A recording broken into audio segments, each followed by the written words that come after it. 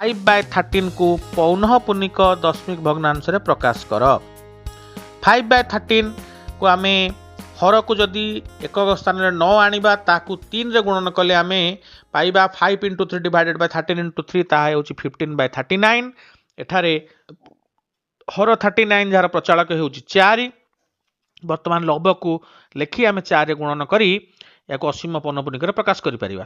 प्रथमे लेखिबा 15 5 1 5 को 4 रे गुणले 5 × 20 रे 1 जोग कले होची 21। एई भली लेखिबा 1 2 21 रो एकक स्थान 1 को 4 रे गुणिबा 1 × 4 2 6 पुनश्च 6 × 24। एई भली लेखिबा 4 2 4 × 16 2 18 8 1 8 × 32 1 33 3 3 3 × 12 3 15। पिले आउ लेखिबार आवश्यकता नाही कारण आमे 15 रु लेखिबा काम आरंभ करथिले पुनश्च 15 आसी गेला अर्थात रिपीटेशन स्टार्ट्स।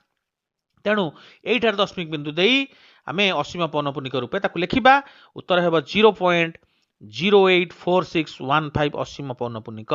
मात्र ऑप्शन रे पिले कौनसी असीम पौनःपुनिक चिन्ह देई नाही तेणु उत्तर डी कौनसीटी नुहे पाखु आमे ठीक उत्तर दबा कारण बाकी 3टी ऑप्शन ससीम भाव में लिखिछि तेणु यह ससीम भग्नांश हेबो नाही।